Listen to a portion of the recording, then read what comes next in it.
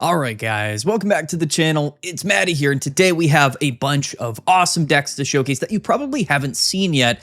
That's what this video is all about. We've been doing it once per week, so there's a bunch of really cool decks that do well in online tournaments that aren't necessarily considered to be meta decks, right? Sometimes they're like one-of decks or, specific counter meta decks that just sort of pop up in, online tournaments and just win a bunch of games against other meta decks. So we like to highlight those decks throughout really the last week of Pokemon Pocket. So let's get right into it. Before we talk about those decks, though, you got to go register for the Pocket Mats Pocket Tournament number 8 this weekend. Definitely going to be an absolute blast. Almost 300 people already signed up. It is Saturday at noon, November 15th. We have $100 cash in the prize pool plus a full art Cyrus. So if you guys want to go ahead and go compete, link to register down in the description below. I would definitely recommend it. Yeah, and we're going to be live streaming it this weekend. It's going to be a whole lot of fun. Definitely cannot wait for it.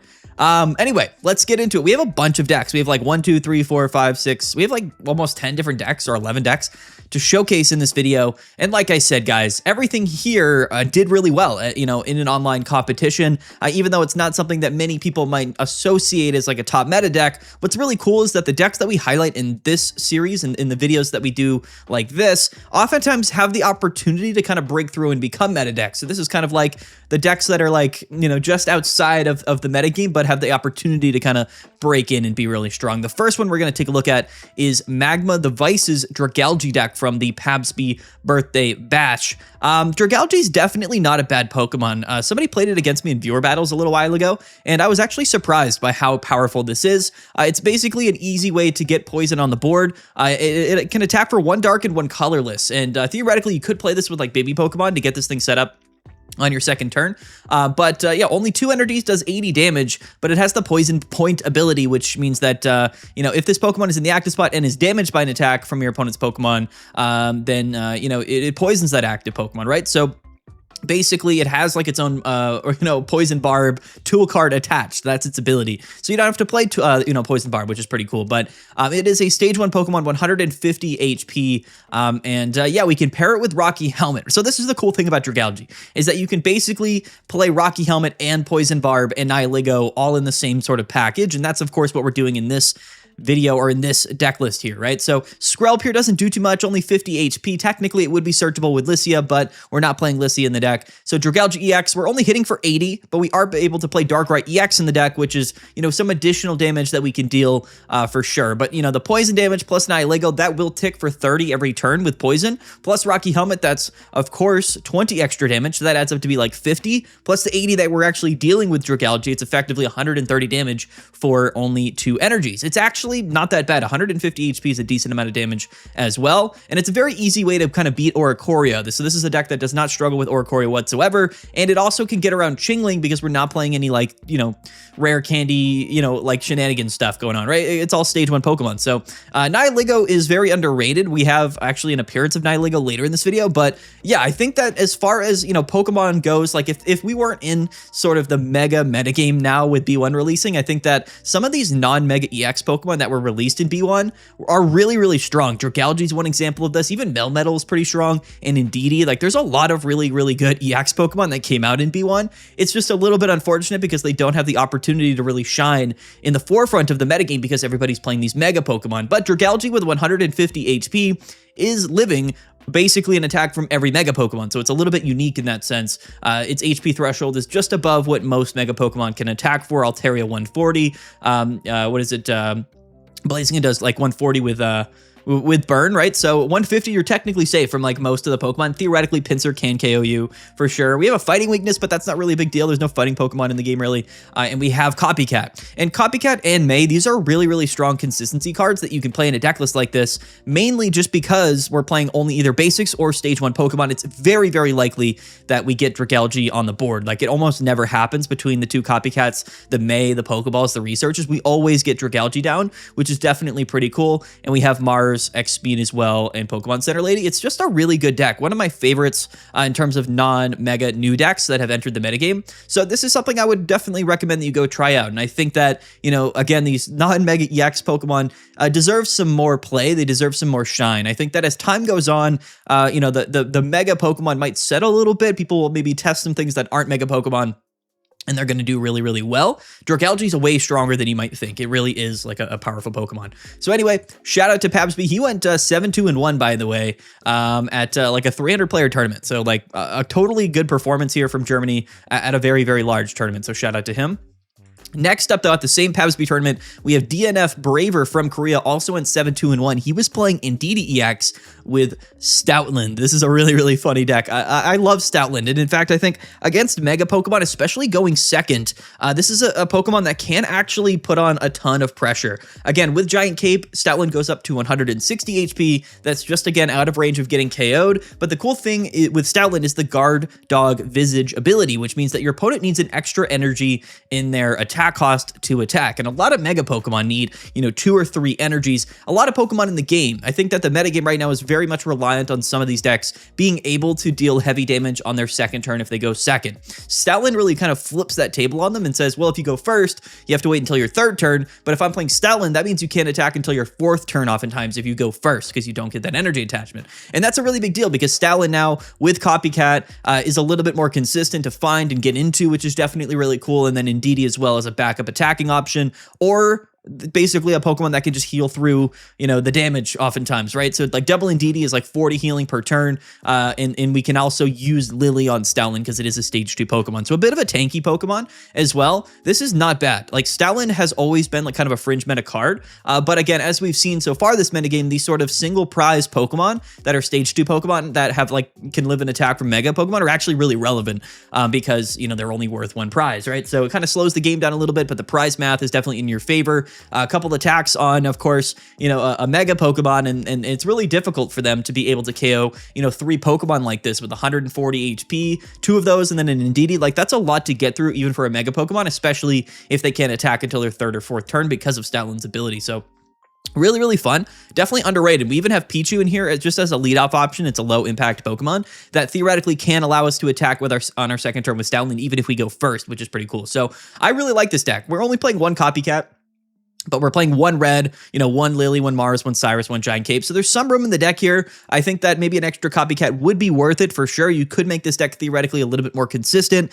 We are playing double of different types of Lillipup, or this player was, but it doesn't really matter. You could just play 1 of either. This one draws a card. This one does 20 damage. So I think he was like, well, I'll just play 1 of each. And then 1 Herdier, 1 Middle Evolution. Of course, Chingling is still around, you know what I mean? So we have to keep out for it. And this deck can play only Psychic Energies, and it allows you to utilize Indeedee as an attacking option, which is really unique. I think Indeedee is probably one of the more underrated Pokemon in the entire game. Like, it's absolutely incredible. The only downside to Indeedee is that 130 HP, so it's not living many attacks for Mega Pokemon, but Psychic does a ton of damage, and the Watch Over ability is absolutely incredible. Like, it really is just such a strong Pokemon. We're going to see Indeedee in more decks in this video moving forward, but it sees play really in the forefront of the metagame as well, especially with Altaria. So yeah, Stoutland is actually pretty good, and I think that it kind of falls under the same categories as things like, what is it? What are others? Like Magnezone would be another one. Like Rampardos is another example. Greninja. These are like single prize, non-EX stage 2 Pokemon that are really relevant in the metagame. There's other ones like Hydreigon is another one.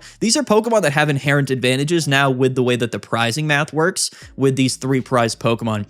I think that with Megas coming to the game, these single prize Pokemon have been buffed, and Stoutland is really, really unique, and I think it pairs well with Indeedee, quite frankly. So super cool. Shout out to DNF Braver from Korea.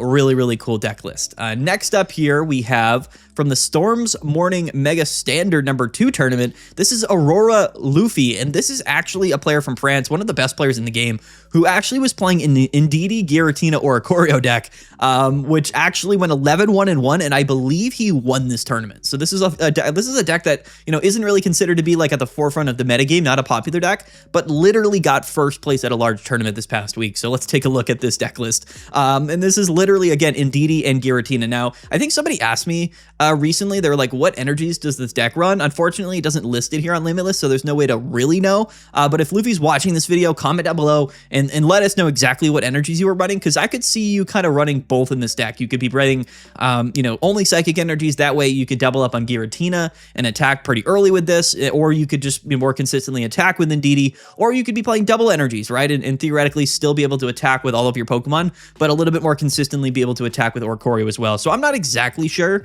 what we're running here, but a giant caped Oricorio with 90 HP means that we have to be able to basically one-hit KO Oricorio, because double Indeedee plus Pokemon Center Lady is healing for 70 damage, right?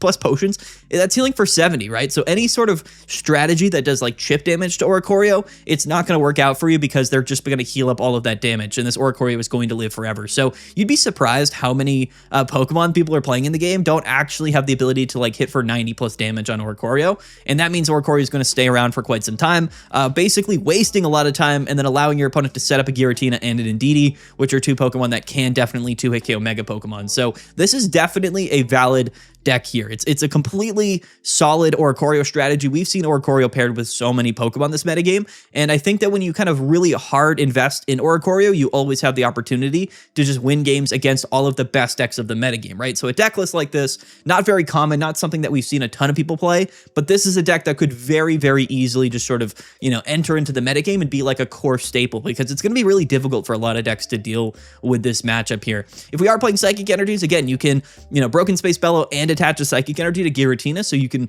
Chaotic Impact for 130 on your third turn, or you can just attack on your second turn with Indeedee. Like, there's a lot of stuff we can do here. Double Giant Cape is going to bring Indeedee to 150 and is going to bring Giratina to 170. These are HP thresholds. That means they're basically not getting KO'd by most things in the meta. So it's a lot more of a aggressive and like tankier deck than you might think, right? It really is. Like, this is a deck list that can deal a lot of damage and can take hits, but also maybe just infinitely, lock you out of the game because of the healing and Oricorio. So again, I think Indeedee is just really strong. It's seen play with so many different Pokemon, and I think it makes a lot of sense with Oricorio, again, given the strategies that are at the forefront of the metagame right now, that just can't really deal with this particular type of an Oricorio deck. Let's take a look at his matches, by the way, just to get some context. He beat a lot of different decks here. He beat Magnezone Oricorio, he beat Guzzlord Hydreigon, he beat Blaziken Heatmor, he beat Darkrai Arceus, Altaria Jirachi. He did lose one game to Suicune Greninja, and then tied against Magnezone Oricorio, likely an intentional tie to make it into day 2. Then beat another Blaziken Heatmor, beat Gyarados Milotic, beat a Suicune Greninja, beat Absol Darkrai Oricorio, beat Leafeon Pinsir, and then beat another Suicune Greninja deck in finals. So he beat basically almost every top deck in the metagame right now to win this tournament.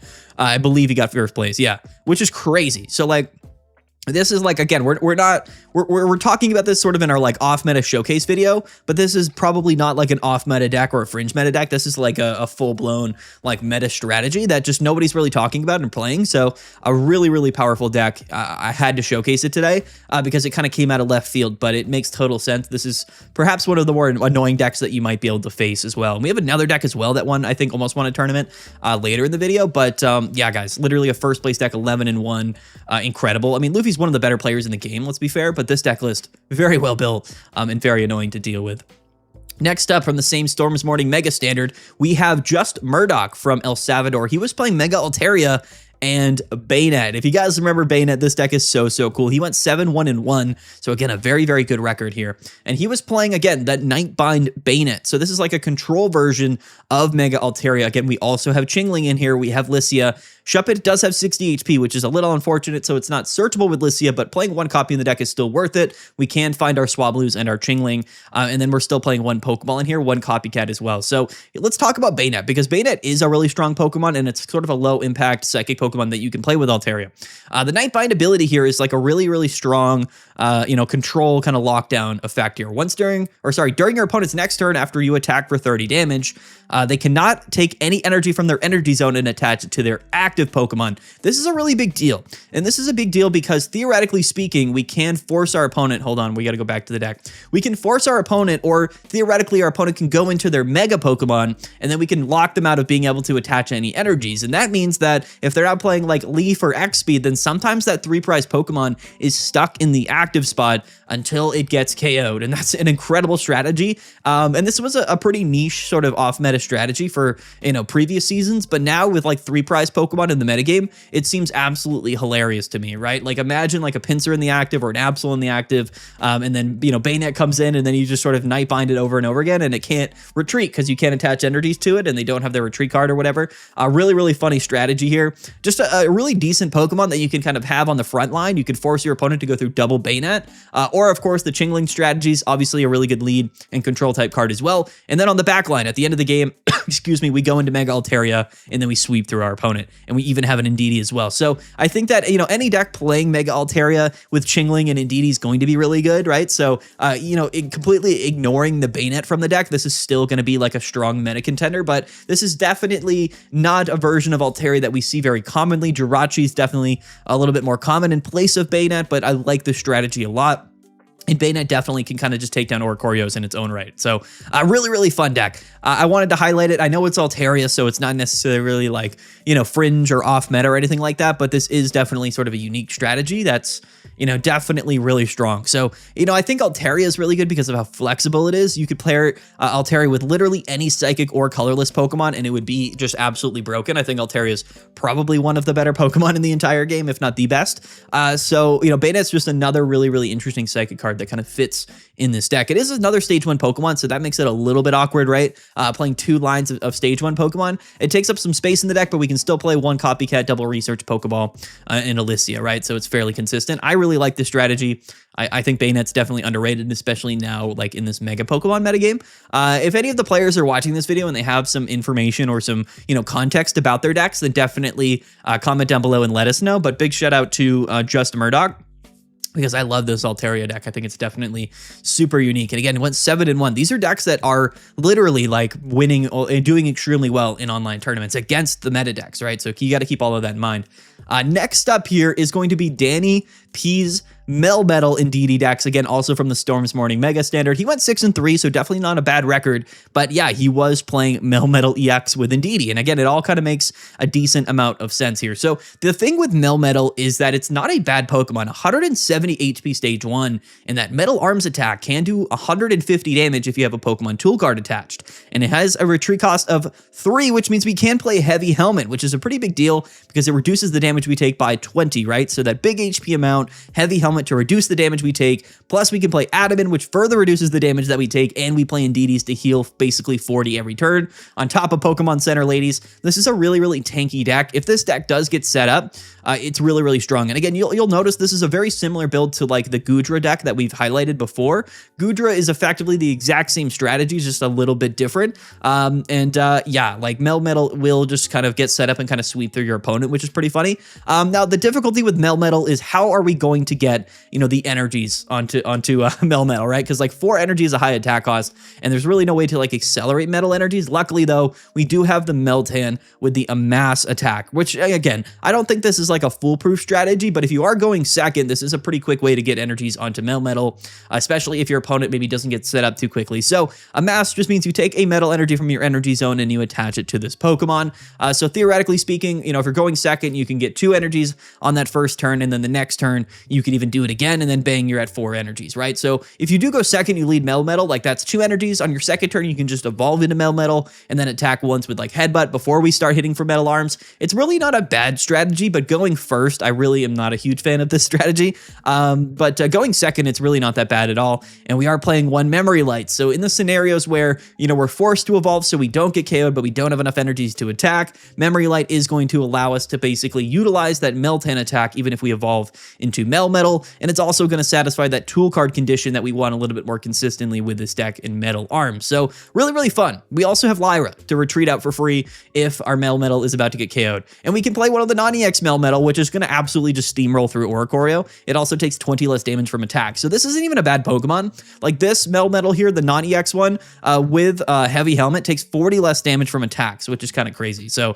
with the Indeedee, that's like, plus 80 basically every turn. It's a little bit difficult to go through this Pokemon. and we also have PCL in the deck. So it's a really fun strategy. Again, I would call this a little bit more of like a niche deck. It's a bit of a high rolled strategy just because, again, going second, it's doable, but going first, it's really quite bad. Also, you could just lead with Indeedee, which would not be ideal for sure. So there's a lot of issues with this deck, but definitely not bad. One of my favorites in terms of Melmetal, probably the best way to play it. Again, very similar to that Gudra strategy, which we talked about, I think, in last week's video. Definitely really, really cool. Danny P, shout out to him, 6-3 at the Storm's Morning Meta Mega Standard tournament. Very cool. So shout out to him, shout out to this tournament. I love it. I wanted to highlight Melmetal in this video for sure.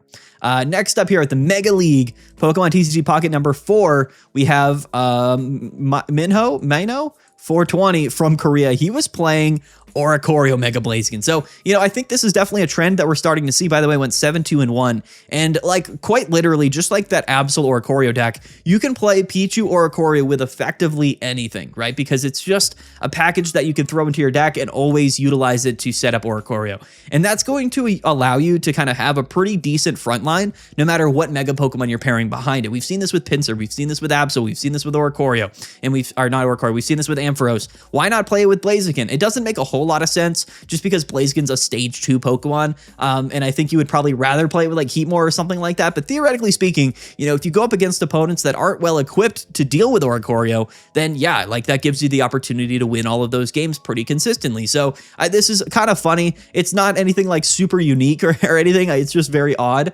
but it was an example of like one of these Pichu Oricorio packages just thrown into like a deck that typically would not use this package, and then there you go. This is a deck that would just be playing fire energies, of course, because Pichu generates the lightning energies for Oricorio, but it's a very interesting deck, right? It's unique. So like, Mega Blaziken here, and really any deck in the game can utilize this Pichu Oricorio package, but Blaziken is just in itself a really, really strong Pokemon. There are times where if you go second and you can just Mega Blaziken on your second turn, you're probably going to win because it's tough for your opponent to really deal with that. But in the scenarios where the game gets slowed down a little bit, maybe your opponent is also playing Oricorio, then we have our own Oricorio to potentially win the game. I don't know if this is going to allow us to beat other Oricorio strategies, but definitely really fun regardless. So yeah, I had to mention it. Shout out to Minho 420, 7-2-1. I mean, come on now. I mean, like, come on. I saw this deck on Limitless. I was like, I got to talk about it in today's video. So, maybe not everybody's interested in playing a deck list like this, but it did do really well. And it's something definitely off meta. It's definitely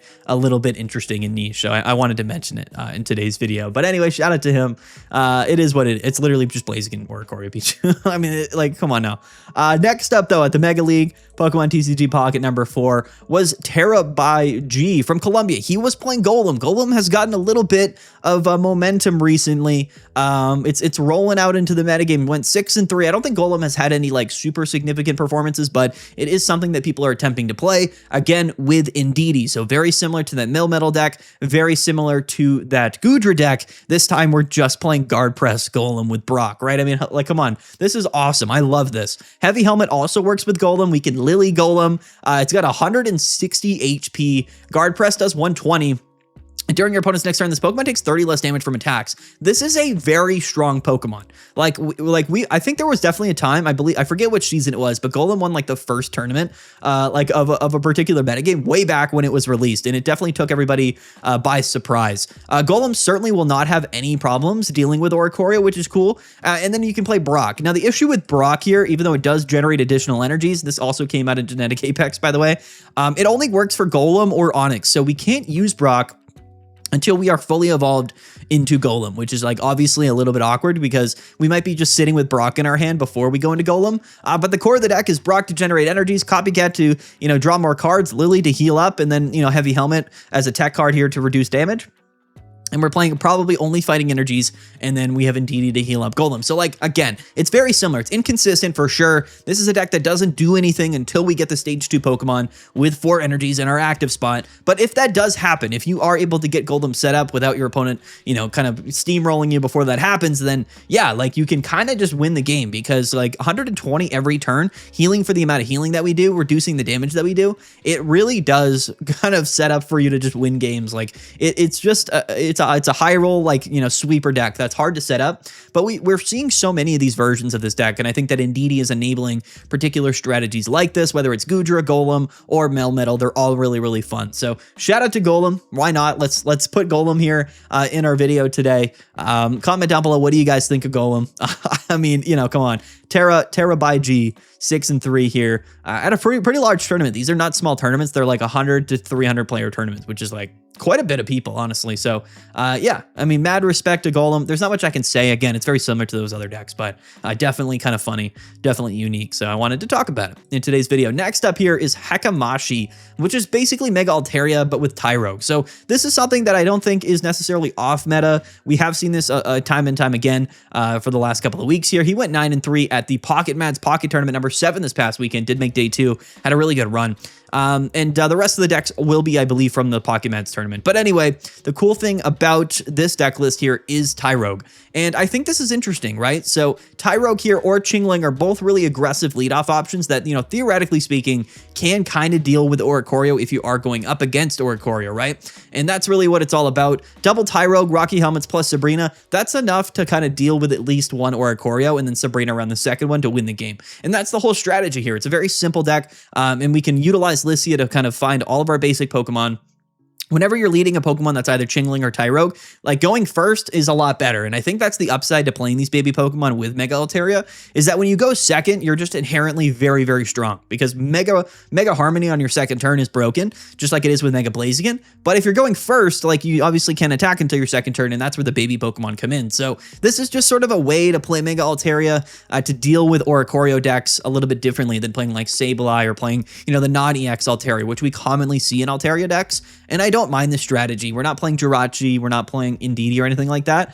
Just a very consistent, streamlined version of Altaria with Tyrogue. And that's it. You know, it's not too crazy. It's probably something you guys have seen before, but I don't think we had a chance to mention this deck on Meta Monday, which is why I wanted to showcase it in today's video. So that's really all it is. Nothing too crazy here. We are playing Copycat Mars and Red Card, which is kind of a nasty combo with these baby Pokemon, because you can, especially Chingling, like, you can kind of force your opponent to go through like double baby Pokemon, and then you could Mars them to one, go into Mega Altaria, and then it's kind of game over. It's a fun deck, definitely interesting. So I wanted to showcase it, wanted to show it to you guys. Shout out to Hitmonchan from Japan. We get players from all over the world at the Pocket Mads tournament. I would heavily recommend you guys go and play. The best players in the world compete at our tournaments every weekend. So shout out to him. Definitely a cool deck. Next up is Ghastly Kraken from Indonesia. Went 7-2-1 again at our Pocket Mads tournament this weekend, which literally had like 800 players in it. So the largest tournament that we've had in quite some time. And this is Hitmonchan, Hitmonlee, and Rampardos. So I think we talked about this last week, I'm not going to lie. But this is, excuse me, this is like how people are playing Hitmonchan. This is like the fighting deck in the game right now.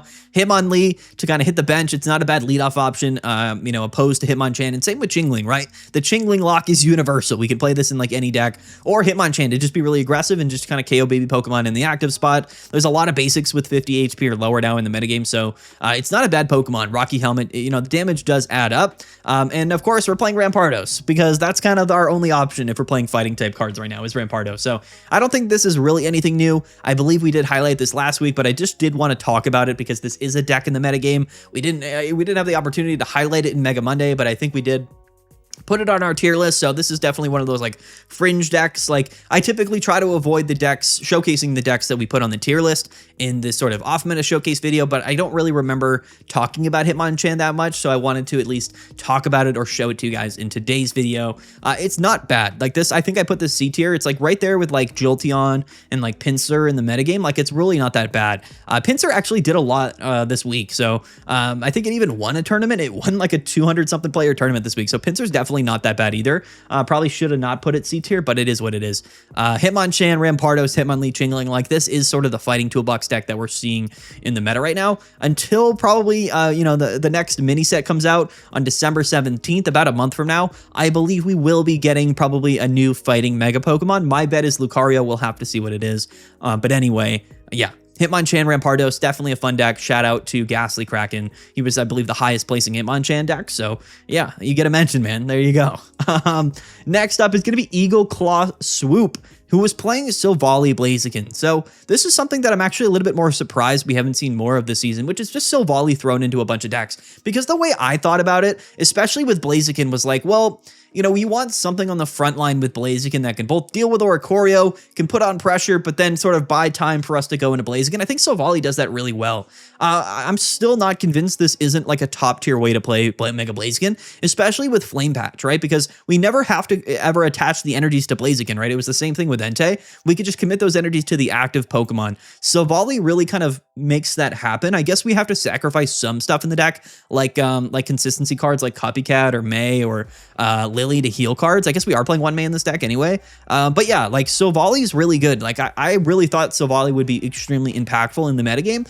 I guess it's maybe just not as useful because it doesn't, you can't live an attack from Mega Pokemon, so you are a bit reliant on going second to like get the Brave Buddies attack off. But like theoretically speaking, like Silvally can really do a lot in the early game, and then once your Silvallies go down, you just go into Mega Blaziken, right? And then we just Flame Patch to it, and then we're off to the races. So I figure this deck would be really good, but maybe it's not as consistent as I thought it might be, or maybe it's just something that's not really caught on. But one player here, at least at our tournament, went 6-3. Again, definitely not a bad deck. Like I don't know. Maybe it's not as good as I thought it would be, but I honestly assumed a lot of Mega Pokemon would just see play with Silvally. So I don't know. Maybe not. Maybe I was wrong about that, but I still think it has a lot of potential. And I think Silvally's a really strong card. It really hasn't seen any play with anything other than Oricorio this season, which is definitely a little bit unfortunate. But yeah, I mean, I got to imagine Silvally's good. I got to imagine it is. I don't know. Maybe not. Comment down below. Let me know what you guys think. But anyway, yeah. Silvally Blaziken. It's pretty self-explanatory. I mean, we got Flame Patch, right? So we just go, we use Silvally, and then when Silvallies are dead, we go into Blaziken, and then we probably win the game. In theory, that's how it should work. Maybe it doesn't work that well. But anyway, lastly, we're going to talk about Ciro's deck from the Storm's Morning Mega Standard. This deck, I believe, got 3rd or 4th place at a very large tournament recently. And this, to me, is probably the most interesting deck that we're going to talk about in today's video, because to me, this is a very, very apparent meta deck that just maybe nobody's playing. And this is Mega Absol Chingling, but with a twist. And instead of playing Hydreigon, instead of playing like Oricorio, like we typically see with Absol, this is like a Chingling Lock, Poison Barb, Nihilego Absol deck. And this deck is way better than you might think. In viewer battles in our live stream last night for like 3 hours, I played this deck, I think 3 or 4 times, and won every game. Shout out to the viewers, shout out to the channel members and people that tune into the live streams, but this deck is absolutely ridiculous, right? We're playing red card, we're playing Copycat, but the whole idea here is that Chingling here to kind of stop your opponent from using Rare Candy. It's really good in a variety of decks right now, particularly against other Hydreigon decks, and then Poison Barb Nihilegos mean that if our opponent does attack Chingling, then they're going to take like 20 or 30 damage from Poison, and then we can either go into a second Chingling, keep that Poison lock on, because they're not able to Rare Candy and evolve if the Jingly Noise lock is on, or we can just go into Nihilego and hit for like 60 and take out Oricorios really, really easily. And then once all of that chip damage comes down, even like maybe if we take a couple of KOs or whatever the case may be, then we have Mega Absol on the back line, right? So we've seen Chingling Absol before, particularly like with Hydreigon, but this is a way to play Absol without playing Hydreigon or Oricorio, which to me is really appealing. So as far as like actual Absol decks go, this to me like is kind of the best one that I've seen. And this specifically is an Absol deck that's really good into Absol Oricorio and really good into Absol Hydreigon. It's like a counter meta Absol deck that did extremely well. If we go ahead and we take a look at this man's matches, you'll see here he literally played 5 matches in a row against Hydreigon and Mega Absol and won every single one of them. That's what this deck does. It just beats Hydreigon Absol because like the Chingling Lock locks them out of Hydreigon, and then the Poison chips them down, and we finish off the game with Absol. Went 2-1 against Oricorio, went 2-0 against Mega Blaziken. Again, that Chingling Lock being really useful. It did end up losing here to Suicune Greninja, which is unfortunate in top 8 actually, but definitely a really, really, really good deck. One of my favorites that I've seen right now. In fact, I would really classify this as like a top tier strategy that just maybe isn't really catching on. So if you're watching this video, this Mega Absol deck with Nihilego to me is like our top tier strategy that probably deserves to see a little bit more play, as well as this Oricorio Indeedee deck. Like these are 2 decks here that literally did extremely well at large tournaments that I think have the opportunity to be like real inclusions into the metagame. They just haven't necessarily caught on yet. So I know not everybody maybe watches this video because you know, they think that all of these decks necessarily aren't really meta, but just because decks don't see a ton of play, just because they haven't really caught on, doesn't mean they're not good, right? By a lot of people's definitions, like if a deck wins a tournament, it has to be a good deck, which isn't always the case, for sure, but like by a lot of people, they think that that's the case. So like I said, this Indeedee deck that got first place has to be good in the meta. This has to be a good meta deck. And then this Absol deck here that literally got like a top 8 performance in a large tournament, beat a bunch of different meta decks. Like this is also a really, really good deck. So, you know, keep in mind, not everything in this video might really make it into the mainstream, but some of the decks here have a ton of potential to be like true mainstream, you know, archetypes. So I think we have a lot of opportunity for that. You know, we're going into like the 3rd week of the Mega Rising metagame, and things are going to change very dramatically, like week after week after week. It's just, there's so many strong cards. There's so many strong combinations. The metagame is changing, and the viability of certain cards at given times is also changing. So we have to kind of just stay on top of it. That's what this channel is all about. Comment down below. Excuse me. What do you guys think of these deck lists? You know, comment down below. Let me know what you guys think. One of my favorite videos to make throughout the week, just because, you know, on the channel, we talk about like what are the decks that are like seeing play, you know, driving the metagame, countering the metagame. You don't always, or we don't always get the opportunity to talk about things that are maybe just outside of that bubble. That's what this video is really all about. So shout out to all of the players that we mentioned in this video. Shout out to all of these decks and all of the other tournaments as well. It's not just us that runs tournaments on the weekends. There's other smaller tournaments throughout the entire week that I would definitely recommend that you go play in, especially with ranked battles here about 2 weeks away, right? So we got a little bit of time until ranked returns. But anyway, guys, there you go. Don't forget to like and subscribe. Let me know what you guys think. Thank you again for 40,000 subscribers. Let's get to 50,000. Hit that subscribe button. And yeah, that's it. Peace out, guys. Have a good one. We'll see you guys later.